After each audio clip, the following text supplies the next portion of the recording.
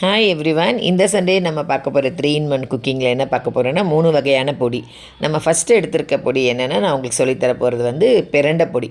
பிரண்டை பொதுவாக எல்லாருமே துவையல் செய்வாங்க, ஊறுகாய் பண்ணுவாங்க. பட் ஊறுகாய் பண்ணாலுமே நிறைய ஆயில் போட்டு தான் செய்ய வேண்டியது வரும். துவையல்னால் எண்ணெய் இல்லாமல் செய்யலாம், ஆனாலுமே வந்து ஒரு வாரம் வச்சுக்கலாம், அவ்வளோதான். ஆனால் இந்த மாதிரி பொடி அரைச்சிக்கிட்டோம்னா நமக்கு வந்து ரொம்ப நாளைக்கு வச்சுக்கலாம். உங்களுக்கு வந்து ஃப்ரிட்ஜில் கூட வைக்கணும்னு அவசியம் இல்லை, வெளியில் இருந்தாலே ரொம்ப நல்லாயிருக்கும். உங்களுக்கு நான் அது எப்படின்றத நான் உங்களுக்கு சொல்லிக் கொடுக்குறேன். நான் பிரண்டையை சுத்தம் பண்ணி வச்சுருக்கேன். கூட கடலைப்பருப்பு, உளுத்தம்பருப்பு, கருப்பு உளுந்து எடுத்து வச்சுருக்கேன். பூண்டு, காஞ்ச மிளகாய், கருவேப்பிலை, மிளகு, சீரகம், புளி, உப்பு இதை தான் எடுத்து வச்சுருக்கேன். இது எப்படி செய்யணும்னு பார்க்கலாம். உங்களுக்கு ரொம்ப சிம்பிள் தான். ஒரு நாளைக்கு செய்து வச்சிட்டிங்கன்னா 1 மந்த்துக்கு உங்களுக்கு நல்லாவே இருக்கும். இது ஃபஸ்ட்டு நல்லெண்ணெய் ஊற்றிட்டு பிரண்டையை வறுத்துக்கணும். இதுக்கு மட்டும் தான் கொஞ்சம் ஆயில் செலவாகும், மற்றபடி நமக்கு மற்ற ஆயிலெலாம் ரொம்பலாம் ஆகாது. ஸோ நீங்கள் இது உங்களுக்கு ஹெல்த்தியாக தான் இருக்கும். கால் வலிக்கெல்லாம் இப்போ பார்த்திங்கன்னா எல்லாமே சின்ன வயசு பசங்க கூட கால் வலின்னு சொல்கிறாங்க.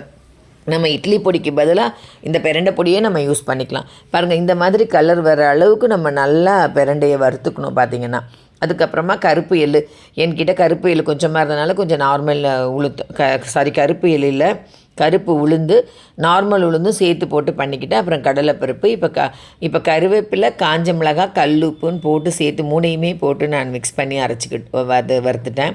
இப்போ இது எல்லாமே ஆற வச்சுட்டு நல்லா ஆறணும். ஃபுல்லாகவே கூல் ஆனதுக்கப்புறமா அரைச்சிட்டிங்கன்னா இந்த மாதிரி வந்துடும். நல்லா இதையுமே பவுடரை நல்லா ஆற வச்சுட்டு அந்த ஹீட்லாம் போனதுக்கப்புறமா பாக்ஸில் போட்டு ஏர்டைட் கண்டெய்னரில் போட்டு க்ளோஸ் பண்ணி வச்சுக்கிட்டிங்கன்னா உங்களுக்கு நல்லாயிருக்கும்.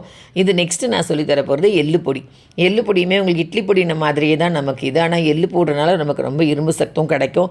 இப்போ நான் பொதுவாக நம்ம எள்ளுலாம் இங்கே ரொம்ப எடுத்துக்க மாட்டேங்கிறோம் இல்லையா, இந்த மாதிரி பொடியில் இருக்கும்போது நமக்கு ரொம்ப நல்லாயிருக்கும். ஃபஸ்ட்டு காஞ்ச மிளகாவை நல்லா வறுத்துக்கோங்க நீங்கள். அதுக்கப்புறமா கடலைப்பருப்பு, உளுத்தம்பருப்பு நான் பத்த உளுந்து போட்டிருக்கேன். ஏன்னு பார்க்காதீங்க, ஏன்னா நான் வந்து மளிகையில் வந்து ஆர்டர் பண்ணும்போது ஆன்லைனில் ஹோல் உருது டாலுக்கு பதிலாக நான் வந்து ஸ்ப்ளிட்டட் போட்டேன். அதனால தான் வந்துச்சு. சரி, உங்களுக்கு எடுக்கணுமே வீடியோ, நான் இதையே போட்டு அரைச்சிட்டேன். அதனால் நீங்கள் வந்து முழு உளுந்து போட்டுக்கோங்க. அப்புறம் வெள்ளை எள்ளு, நீங்கள் கருப்பு எள்ளு கூட போட்டுக்கலாம். நான் வெள்ளை எள்ளு போட்டிருக்கேன். மிளகு, சீரகம் போட்டுக்கோங்க. தேவையான அளவு தான் மிளகு, சீரகம், கருவேப்பிலை போடுறதுனால நமக்கு கொஞ்சம் கலர் சேஞ்சாக தான் தெரியும், ரெட்டாக இருக்காது. ஆனால் இது உடம்புக்கு ரொம்ப நல்லது. அப்புறம் பூண்டு வந்து நான் வறுக்கிறது உங்ககிட்ட காட்டல. பூண்டுக்கு வந்து லைட்டாக எண்ணெய் ஊற்றி கொஞ்சம் வறுத்துக்கோங்க, ஒரு 1/2 ஸ்பூன் ஊற்றிட்டு பூண்டை நல்லா தோலோடு போட்டு வறுத்துக்கோங்க. பூண்டு வெடிக்கும், அதனால் ஜாக்கிரதை. அதையும் நல்லா ஆற வச்சு இதே மாதிரி வறுத்து ஏர்டைட் கண்டெய்னர் போட்டு வச்சுக்கிட்டிங்கன்னா உங்களுக்கு ரொம்ப யூஸ்ஃபுல்லாக இருக்கும். இட்லி பொடி மாதிரி இதையும் நம்ம யூஸ் பண்ணிக்கலாம். அதுக்கப்புறமா நம்ம பண்ண போகிறது பருப்பு பொடி. இதுதான் உங்களுக்கு ஹீரோ ஆஃப் த பொடின்னு சொல்லலாம். ஏன்னா உங்களுக்கு இந்த பொடியை அரைச்சி வச்சுக்கிட்டிங்கன்னா சாப்பாட்டுக்கு அவ்வளோ நல்லாயிருக்கும். நீங்கள் திருப்பதி இந்த மாதிரி ஆந்திரா சைடெல்லாம் பார்த்திங்கன்னா பருப்பு பொடி பண்ணுவாங்க. ஆனால் அவங்க வந்து பருப்பில் பண்ணுவாங்க.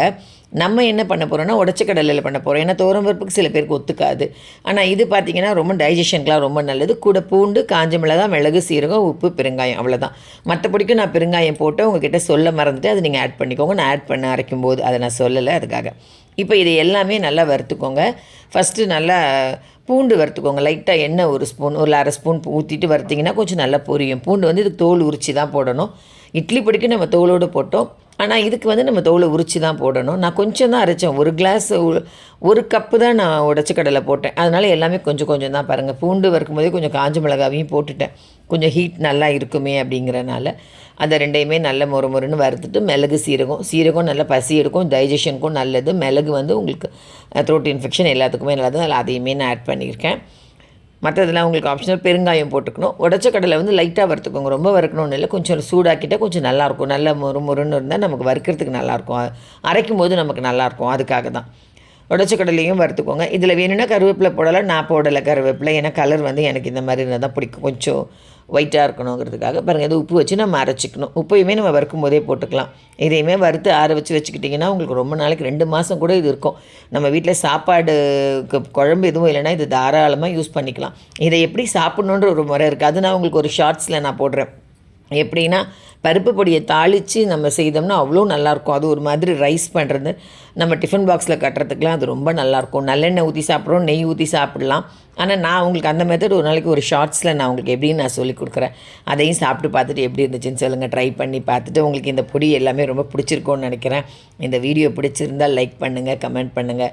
அதுக்கப்புறமா நெக்ஸ்ட்டு வந்து என்ன மாதிரி உங்களுக்கு 3 வீடியோ என்ன வேணுன்றது சொல்லுங்கள். நான் நெக்ஸ்ட்டு இப்போ வெயில் காலம் வரனால ஊறுகாய் வீடியோ போடலான்னு இருக்கேன் 3. உங்களுக்கு அதை பற்றியும் நீங்கள் எனக்கு கமெண்ட்டில் சொல்லுங்கள். உங்களுக்கு நான் போடுற வீடியோஸ்லாம் ரொம்ப யூஸ்ஃபுல்லாக இருக்கும்னு நான் நினைக்கிறேன். இருந்துச்சுன்னா நீங்கள் எனக்கு லைக் பண்ணிவிட்டு கமெண்ட் பண்ணுங்கள். நியூ சப்ஸ்கிரைபராக இருந்தால் சப்ஸ்கிரைப் பண்ணிக்கோங்க. தேங்க்யூ.